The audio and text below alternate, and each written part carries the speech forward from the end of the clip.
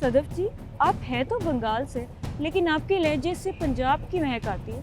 मैं बंगाली होकर भी पहले पाकिस्तानी हूँ। Any problem? ये क्या बेहूदगी है? इसे मत उतारना।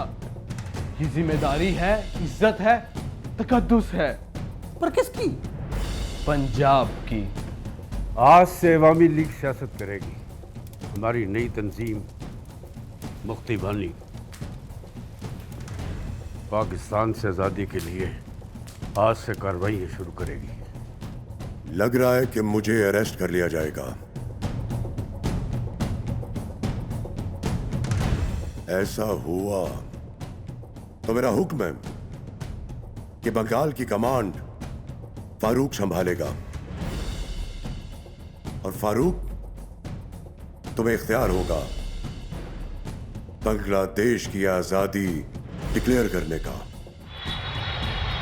कोई बड़ी समस्या हो गई है और इसी समस्या के समाधान के लिए मुजीब भाई ने इंदिरा जी के लिए पैगाम भेजा कि अगर मुजीब भाई और उनके लोगों को गिरफ्तारी का खदशा हुआ तो हिंदुस्तान हमें सियासी पनाह देगा। आईएसआई में इतनी कैपेसिटी है कि वो जंगों के नतीजे बदल देती है। दुश्मन की इतनी तारीफ करो जितनी हम सह सकते हैं। बेटा, तुम बंगाली होकर ढाका में बैठकर मुझे ये कह रही हो कि मैं शेख मुजीबुर रहमान पर जो अगरतला साजिश केस पे गद्दारी का इल्ज़ाम है उसकी खबर लगा दूं या लीड खबर लगा दूं? सहाफत सच्चाई और बेबाकी का नाम है, लेकिन उतनी बेबाकी जितनी सहाफत सह सके। मकबूल लीडर मकबूलियत की बुनियाद पर हर बात मनवा लेता है। शेख मुजीब इस वक्त मकबूल लीडर हैं। जेल की दीवारें भी शेख साहब की मकबूलियत को कैद नहीं कर सकती।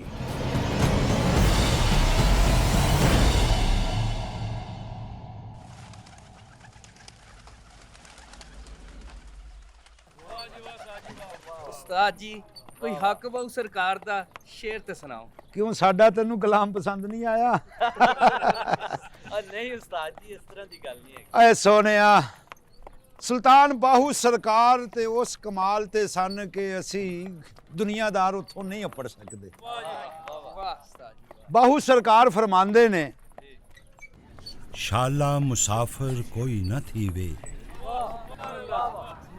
शाला मुसाफिर कोई न थी वे, कख जिना थी भारे हूँ, ताड़ी मार उड़ाना बाहू, असी आपे उड्डन हारे हूँ। ओ बिस्मिल्लाह बिस्मिल्लाह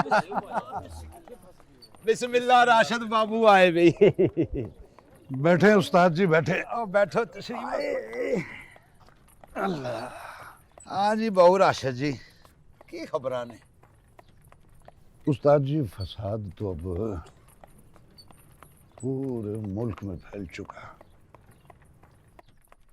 कभी जबान का झगड़ा, कभी कद छोटे और बड़े का झगड़ा, और कभी नाच गाने का झगड़ा। अब देखें, जो जंग बाहर चल रही है वही अंदर भी चल रही है। ये लड़ाई किवें ना होवे बहु राशिद। पाकिस्तान किसी एक सूबे की जागीर नहीं। बंगाल जब तक बंगाली की बात ना करे तो उसकी सियासत नहीं चलती। अब देखो ना, दामन साहब या खान लाख बुरा सही, मगर उसने बंगालियों को गले लगाया है। इन्हें धड़ाधड़ नौकरियां दी हैं। असी भी केड़ी बहस च पै गए हैं। राशिद साहब, ये जिहड़े कैदी ने, इहदे च इन्हां दा की कसूर? जिन्हां ने इन्हां नूं इस हद तक पहुंचाया है, इन्हां दे ओ सरदार अज ऐसी जेल जा रहे हैं। सरदार क्या मतलब उस्ताद जी? हारियां दे लीडर निजामुद्दीन, पाकिस्तान दा सब तो वड्डा बागी शेख मुजीब, ये दोवें अज ऐसी जेल च आ रहे हैं। निजामुद्दीन दे उत्ते पंजाब च फसाद लड़ाई झगड़े कराने का इल्ज़ाम है ते मुजीब दे उत्ते मगरबी पाकिस्तान के खिलाफ बगावत कराने का इल्ज़ाम है। चलो खैर, मैं क्या राशिद भुचालवी साहब कोई अपना ताज़ा कलाम ही इरशाद फरमाओ। चले जो सूरत हाल से गुजर रहे हैं, हाँ, मुझे कौम तसव्वुर करो तो एक मक्ता अर्ज करता हूँ। इरशाद जनाब। राशिद तमाम उम्र रहे ख्वाब में मगन। आधा बर्ज है, आधा बर्ज है। राशिद तमाम उम्र रहे ख्वाब में मगन, जो जागते तो ख्वाब की ताबीर देखते। वाह वाह वाह वाह वाह वाह वाह वाह वाह वाह वाह।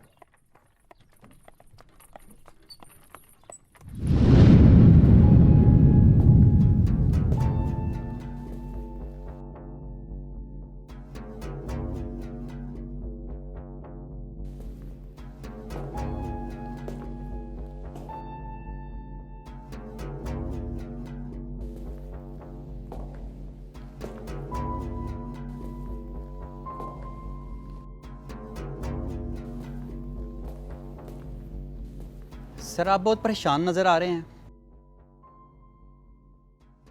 परेशान मैं अपनी पूरी ज़िंदगी में कभी नहीं हुआ। हाँ, अलबत्ता आज मुहतात रहना पड़ेगा।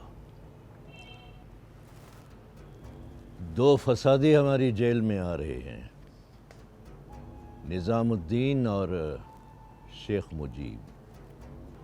हुकूमत को ख़दशा है कि इन दोनों के सेंट्रल जेल में आने से कैदियों में भी फसादात की फूट पड़ सकती है, और बंगाली और पंजाबी में अगर जंग शुरू हो गई तो हमारी जेल नाम की सेंट्रल रह जाएगी। सर एक बात और नोट कर लें, कुछ कैदी जेल तोड़ने की साजिशों में मसरूफ़ हैं।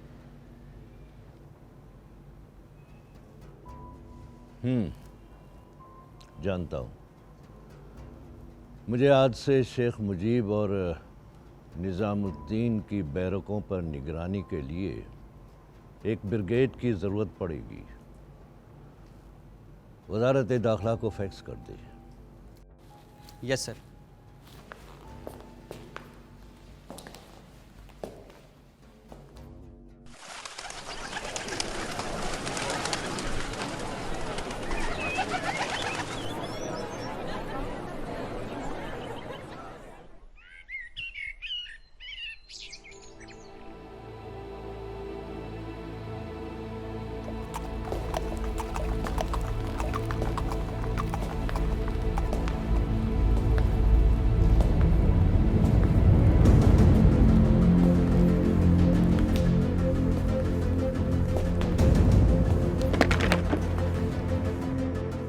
Welcome to my jail, Mr. Sheikh Mujib. This side.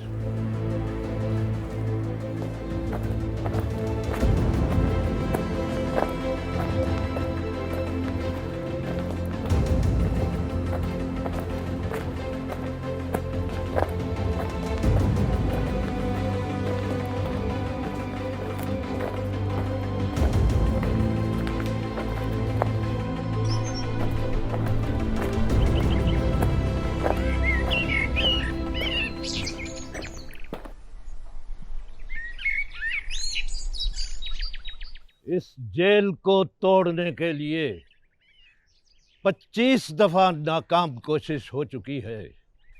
इस जेल की दीवारें फौलाद की हैं। यहां का कानून सिर्फ और सिर्फ मैं हूं। मेरे फैसले चैलेंज नहीं हो सकते। यहां आदी और सियासी मुजरिम दोनों बराबर हैं। बड़े बड़े लीडरों की लीडरियां इस जेल में आकर फ्लॉप हो जाती हैं।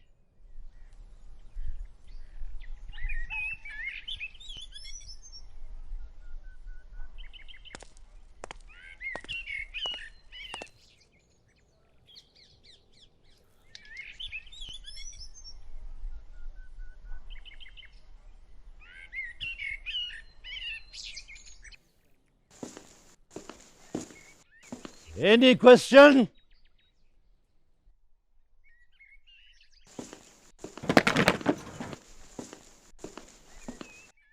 पैसे दो या कुछ भी करो, मुझे आज शाम या कल सुबह तक शेख साहब की जेल की मुकम्मल डिटेल चाहिए। वो वेस्ट पाकिस्तान की किस जेल में है, किस शहर में है और किन हालात में है, और वहाँ उन्हें किस तरह रखा जा रहा है, और वहाँ का जेलर कौन है। मुझे सब डिटेल चाहिए। फरूक साहब, कल आपको मुकम्मल फाइल मिल जाएगा जेल की। ढाका यूनिवर्सिटी हमारे युद्ध में बहुत बढ़िया रोल अदा कर सकती है। तुम ढाका यूनिवर्सिटी के मुक्ति लीडर हो? जी साहब, बस आपकी सरपरस्ती चाहिए। ढाका यूनिवर्सिटी में वही होगा जो बस आप चाहें। दावा इतना ही करो जो हम सबको हजम हो जाए। साहब, मुक्ति के लिए तो हमार जान भी हाजिर है। अभी जान देने की नहीं, लेने की ज़रूरत है। ढाका यूनिवर्सिटी की क्या पोजीशन है? 70% बंगाली और 30% गैर बंगाली, मतलब पाकिस्तानी स्टूडेंट्स। मुक्ति भवनी की स्टूडेंट यूनियन बनाई जा रही है और बड़ी तेज़ी से स्टूडेंट्स की इनरोलमेंट हो रही है। हमने ढाका यूनिवर्सिटी को रोल मॉडल बनाना है। कल्चरल इन्वेजन की तैयारी करनी होगी। साहब, ये कल्चरल इन्वेजन क्या है? अब बंगाली भाषा, बंगाली लिटरेचर और बंगाली नेशनलिज्म को लोगों के दिमागों पर ऐसे नाफिज करना है कि बंदूक हाथ में हो या ना हो, बस सिर्फ हमारा इशारा। तो ये स्टूडेंट्स अपनी तहरीरों ही से मुक्ति का इनकलाब बर्पा करते हैं। एक नई एजुकेटेड क्लास बनानी है जो ज़बान के नाम पर एकता की भाषा भूल जाए। हमने मुक्ति के नाम पर कलम का हथियार तैयार करना है। तलवार की जद से तो बचा जा सकता है, मगर कलम की जुज से कोई नहीं बच सकता, इतिहास भी नहीं। वाह साहब वाह, क्या कमाल की सोच है आपकी। इसलिए ढाका यूनिवर्सिटी का क्या करना होगा फरूक साहब? ये तो मैं भी सोच रहा हूँ कि ढाका यूनिवर्सिटी में क्या होना चाहिए। पहले शेख मुजीब साहब के बारे में सोच लूँ, बाकी मामलात बाद में देखते हैं। फरूक साहब, नई पार्टी पाकिस्तान पीपल्स पार्टी के चेयरमैन भुट्टो की स्टेटमेंट आ गई है हमरा 6 पॉइंट के खिलाफ। भुट्टो की चिंता मत करो। वेस्ट पाकिस्तान का भुट्टो जितने हमारे 6 पॉइंट्स को अपोज करेगा, हमारे बंगाल में उतने 6 पॉइंट्स पॉपुलर होंगे। विन विन की सिचुएशन होगी।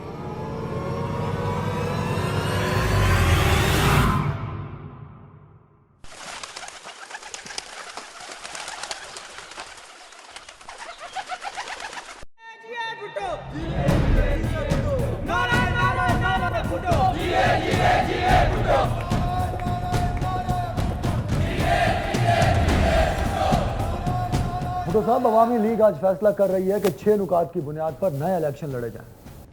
तुमने मुजीब के 6 नुकात पढ़े हैं? ये मुजीब की सियासी मौत है। देखें, पीपल्स पार्टी का नारा रोटी कपड़ा और मकान ने अवाम पर सहर तारी कर दिया है। अब चाहे मुजीब 6 निकात से इलेक्शन लड़े या 12 निकात से। भुट्टो साहब, लैंड रिफॉर्म्स के बगैर रोटी कपड़ा और मकान गरीब मजदूर और हारी का नहीं हो सकता। और प्लीज़ इस पर भी ज़रा तवज्जो दें, अगर सिंध और पंजाब के सारे जागीरदार वडेरे पीपल्स पार्टी में ही शामिल रहेंगे तो फिर पीपल्स पार्टी तो महज अपने मंशूर में ही पीपल्स पार्टी रह जाएगी ना। और कुछ अरसे बाद यही किसान, यही मजदूर, यही हारी और रेडी वाले इस मंशूर के ऊपर पकौड़े खाएंगे, समोसे बेचेंगे। भुट्टो साहब, शेख मुजीब वजीर आजम बन जाएगा और हम बस नारे मारते रहेंगे। लैंड रिफॉर्म्स की नौबत तो तब आएगी जब पार्टी इलेक्शन जीतेगी।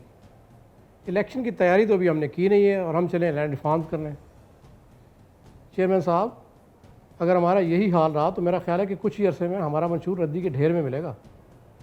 और मुझे तो अभी से मुजीब के कहकों की आवाज़ें सुनाई देती। मैंने आप सबको तहम्मुल से सुना।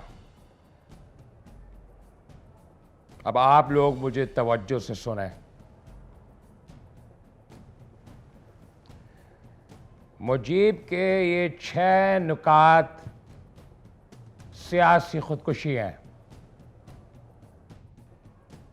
हम मुजीब को उसके इन्हीं 6 नुकात की बुनियाद पर उसके घर पे शिकस्त देंगे।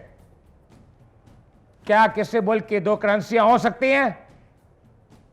और तो और भाई साहब कहते हैं कि बंगाल की अपनी आर्मी होनी चाहिए ताकि हम आपस में ही लड़ के मर जाएं। हमें वोटर्स को बताना है कि मुजीब रहमान के ये 6 नुक्ते हम सबको सिर्फ एक तरफ लेके जा रहे हैं, एक सिमत में लेके जा रहे हैं, सिविल वॉर। ये मुल्क इसलिए नहीं बनाया गया था कि बंगाल की आर्मी पंजाब की आर्मी से लड़े। इसलिए बनाया गया था कि लड़ेंगे तो हिंदुस्तान से लड़ेंगे, अगर हम लड़ेंगे तो सोवियत यूनियन से लड़ेंगे। 2 करेंसियां होंगी पाकिस्तान की। किसका एजेंडा है ये? बंगाल का एजेंडा तो नहीं लगता मुझे ये। और ये उस लीग का भी एजेंडा नहीं लगता जो अपने आप को अवामी लीग कहती है। और आओ, आज शाम को मेरी हंगामी प्रेस कॉन्फ्रेंस रखो। लोगों को यह बताना बहुत जरूरी है कि मुजीब के ये 6 नुकात महज 6 नुकात ही नहीं, पाकिस्तान को पाकिस्तान से लड़ाने की ग्रेट कॉन्स्पिरेसी है।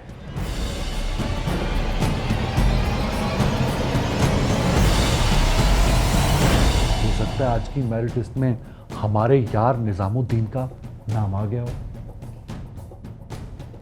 तेरे यार के एडमिशन का एक ही तरीका है बस। निजामुद्दीन पर कड़ी नजर रखो कि वो शेख मुजीब के नजदीक भी ना जा सके।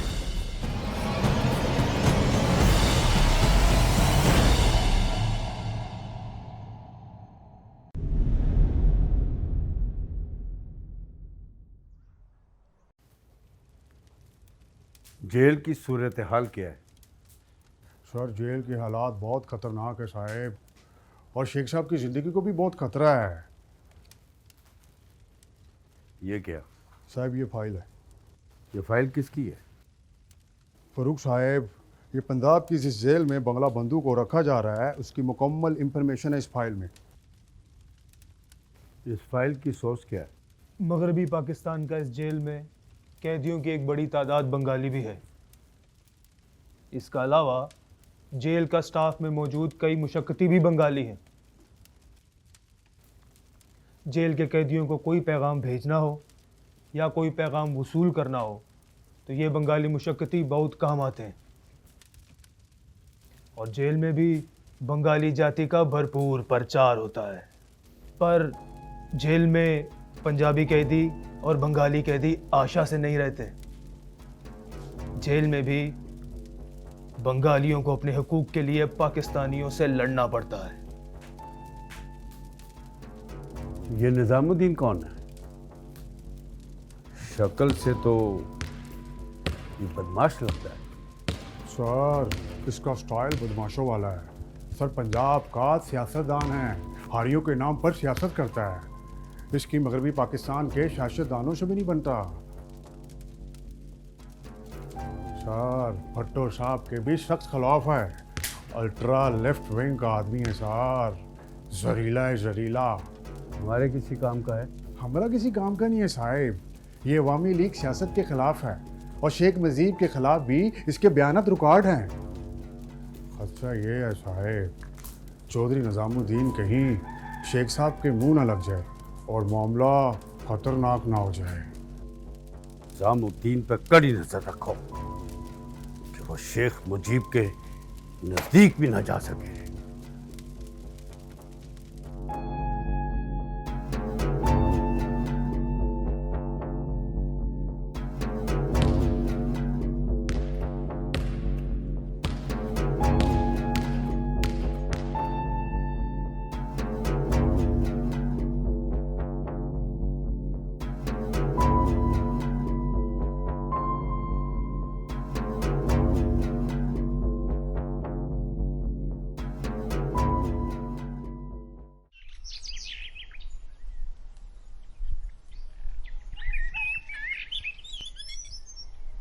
अरे वाह भाई, फिर तो बड़ी हैवी वेट जेल है जहाँ वीआईपी सियासतदानों को रखा गया है। लेकिन यार गुलफाम, मुझे चौधरी निजामुद्दीन का नाम पसंद नहीं आया। अरे क्यों? उसके नाम में क्या बुराई है? मत भूल मेरे महबूब सनम, हमारे दोस्त का नाम भी निजामुद्दीन है। नाम पर किसी की अजारादारी थोड़ा ही होती है। यार मसला तो कोई नहीं, कहाँ वो सियासतदान चौधरी निजामुद्दीन और कहाँ हमारा दोस्त निजामुद्दीन, शोख, चंचल और खूबसूरत। ये तालमेल ना जुड़ता नहीं है। मेरी दोस्ती ना उससे उसी वक्त खत्म हो गई थी जब उसने मेरे पहले इश्क पे डाका डाला था। 9 साल का था मैं उस वक्त। निक्कर पहनकर सर्दियों में उसको नाश्ता कराने जाया करता था और बाद में पता चला डिनर तो वो निजामुद्दीन के साथ करती है। ओ यार, कितनी दफ़ा कहा है, गलत फहमी थी वो। और बाय द वे, वो लड़की जनाब से प्यार नहीं करती थी और इसमें निजामुद्दीन की क्या गलती। और फिर मेरा दोस्त निजामुद्दीन कितना ख़ानदानी है, जब उसको पता लगा कि उस लड़की का आपसे ना होने वाला प्यार है, वो फिर भी पीछे हट गया। अब तो माफ़ कर दो मेरे दोस्त को भाई। हम गुलफाम हैं, हम शायर हैं। अपने शेर की तरह अपने अल्फाज की भी इज्जत करते हैं। जिसको एक बार दिल से निकाल देना, उसका तज़किरा भी ज़ुबान पर नहीं लाते दोबारा। मैं तो उसकी शक्ल नहीं देखना गवारा करता। अरे यार बस माफ़ कर दो मेरे दोस्त को अब, और दुआ करो कि अगली मेरिट लिस्ट में उसका नाम आ जाए। निज़ामुद्दीन का नाम ना आया मेरिट लिस्ट में। आखिर ढाका यूनिवर्सिटी का भी कोई स्टैंडर्ड है।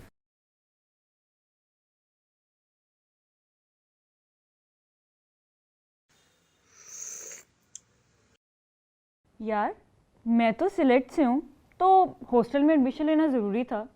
तुम तो ढाका से ही हो ना, तो फिर तुमने हॉस्टल में दाखिला क्यों लिया? लगता है घर वाले बर्दाश्त नहीं करते तुम्हें।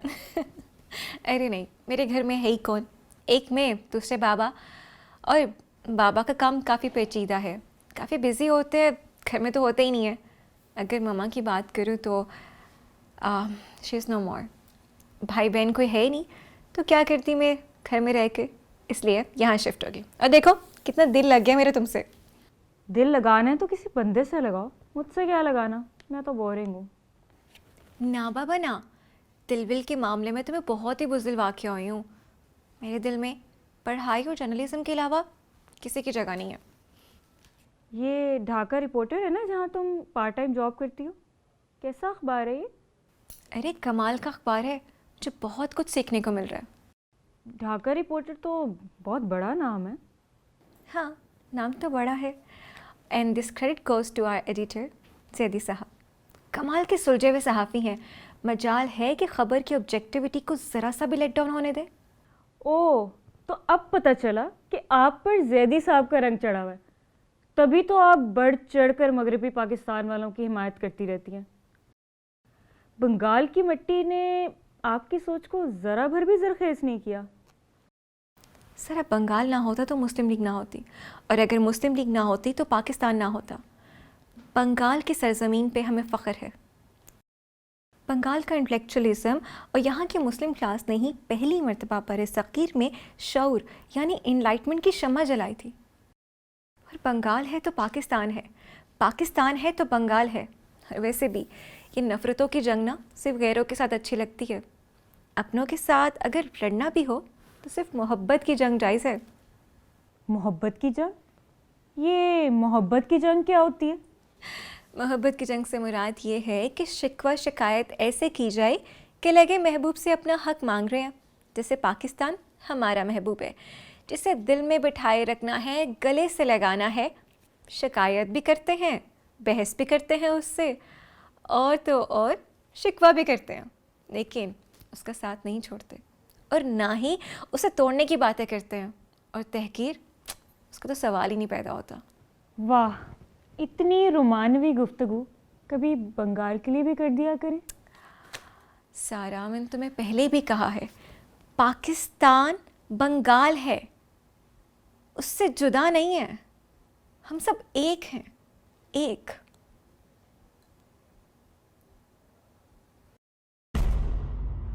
तुम मुक्ति बानी का आंख और कान हो यहाँ ढाका यूनिवर्सिटी में। साहब, ये बोलकर आपने तो मेरा स्टेटस बढ़ा दिया। अरे हम तो बंगाल और मुक्ति तहरीक के एक अदना से मोहरे हैं। साहब तो आप हैं ना जी, लीडर हमारे। मुजीब साहब गिरफ्तार हैं। ढाका यूनिवर्सिटी में स्ट्राइक की कॉल कर दी है हमने। बस ज़रा इन मगरबी पाकिस्तानी छोरों पर ज़रा नज़र रखना तुम। अरे साहब, बिल्कुल चिंता ना करें, ये मगरबी पाकिस्तान वाले मेरी जिम्मेदारी। इन पे तो मुकम्मल आँख है और मेरी आँख की जद में है ये। इकबाल हॉल में ज़्यादा गड़बड़ नहीं चाहिए, ख़ास तौर पे उन दो लाहौरी छोरों पे नज़र रखना, कुछ ज़्यादा ही शान है। अरे वो दोनों, बिल्कुल आप उनकी बिल्कुल भी चिंता ना करें। उनमें से वो है ना, वो बड़े से मुंह वाला, वो तो बस इस फिक्र में रहता है कि उसका वो रईस ज़ाता दोस्त निज़ामुद्दीन लाहौर से ढाका यूनिवर्सिटी आ जाए। और वो दूसरा, वो झल्ला शायर, उसकी तो बिल्कुल ही फिक्र ना करें।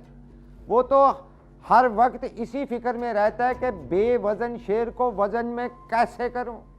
ये सारे शायर ही ज़्यादा ख़तरनाक होते हैं। शेरों के तीर चला चला कर लोगों के दिलों पे हमला करते हैं। क्या नाम है शायर का? क्या बुरा सा नाम है उसका, हाँ, गुलफाम बहरवी। हाँ, खास तौर पे उस बहरूपिये पे नजर रखना। ढाका यूनिवर्सिटी तैयार है मुक्ति तहरीक का हिस्सा बनने के लिए। गोल्डन चांस है लीडर बनने का। अगर एक भी गलती हुई ना तो हमारी बरसों की मेहनत साला मिट्टी में मिल जाएगी। मुझे इकबाल हॉल और इन दोनों लड़कों की बराबर रिपोर्ट चाहिए। बस साहब, आप मठियाई का बंदोबस्त करते रहें। अगर यहाँ पे परिंदा भी पर मारेगा ना तो सारी रिपोर्ट आपको पहुँचेगी। अब क्या करूँ साहब, खाली पेट मुक्ति के निवालों और आज़ादी की रोटी से तो नहीं भरा जा सकता ना। चला, चिंता नहीं करना, मिठाई तुझे बराबर मिलता रहेगा।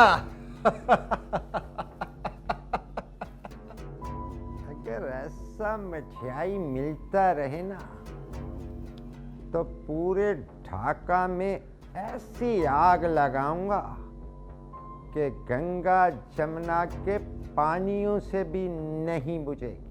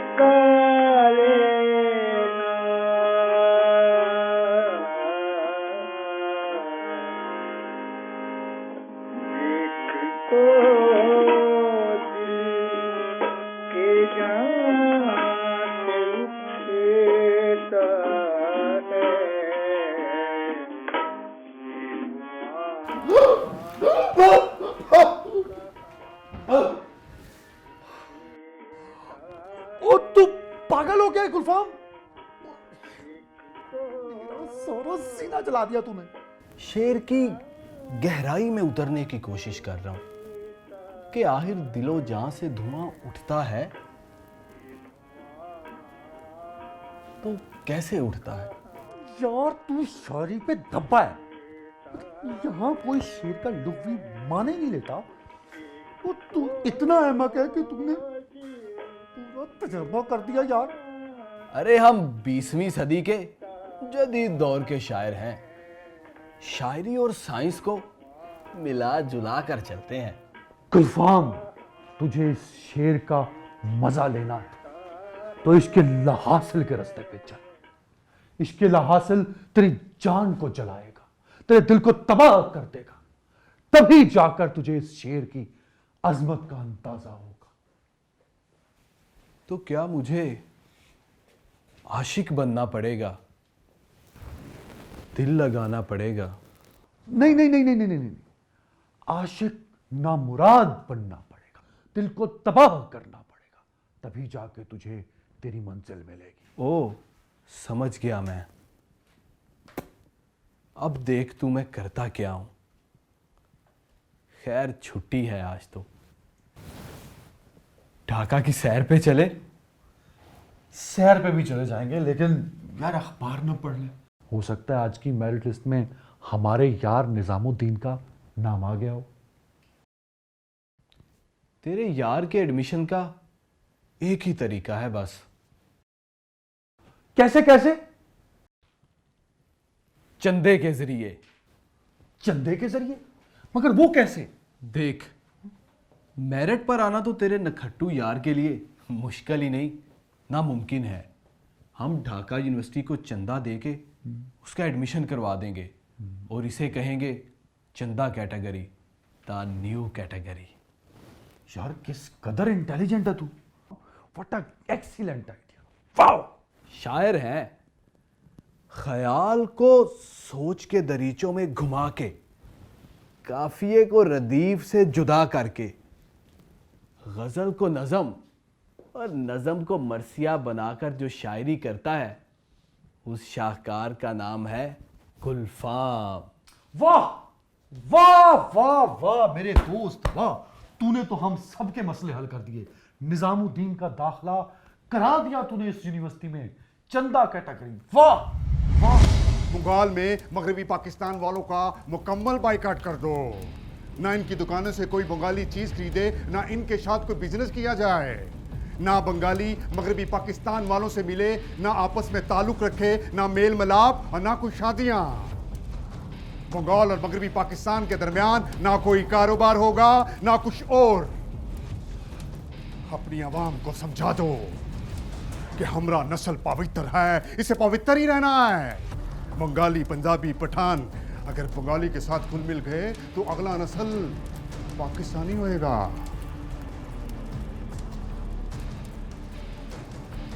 फारूक साहब कल मुफ्ती भानी से खुताब करेगा।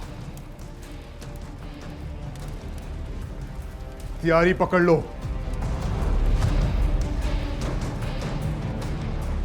अपने स्वराज के लिए अपने अंदर क्रोध पालो।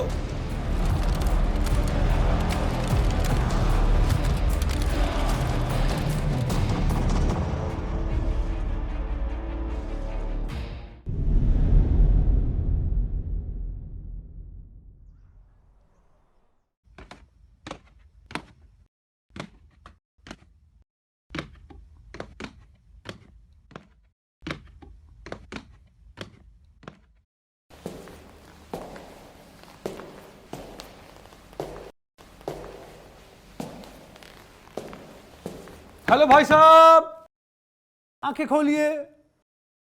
सदी के अजीम शायर गुलफाम बहरवी और बंदा नाचीज अदनान आपके सामने हैं।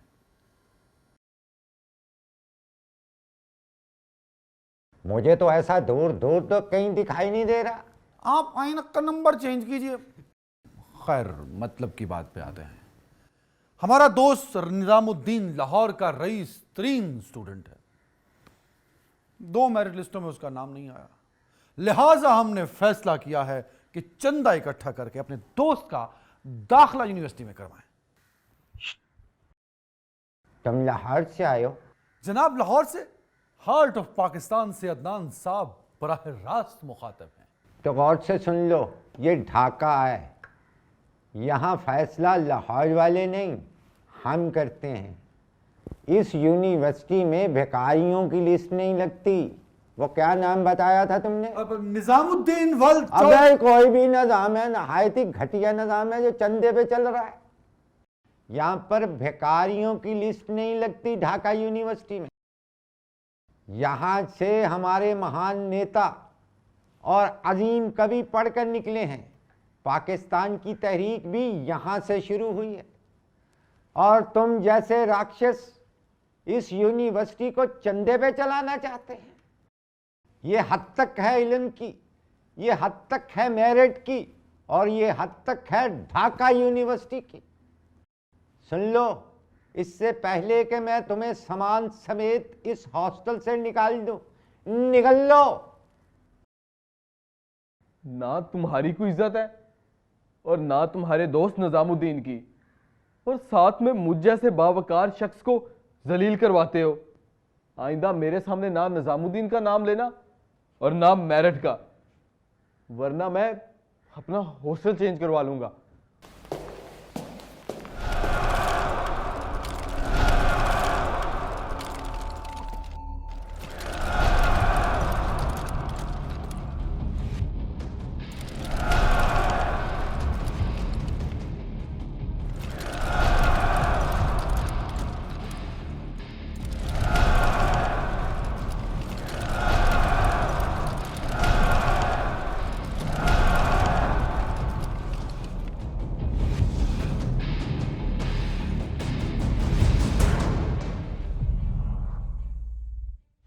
मुक्ति बानी की ट्रेनिंग आज से शुरू।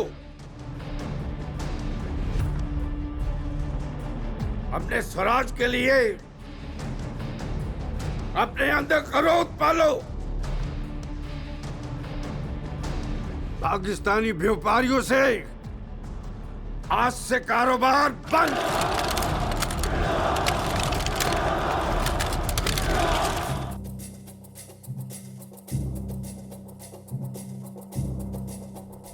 खानों के कोठे पर मर्द सिर्फ तमाशबीन ही तो अच्छा लगता है। तुम्हारे लहजे से ढाका की नहीं, दिल्ली की बू आती है, दिल्ली की।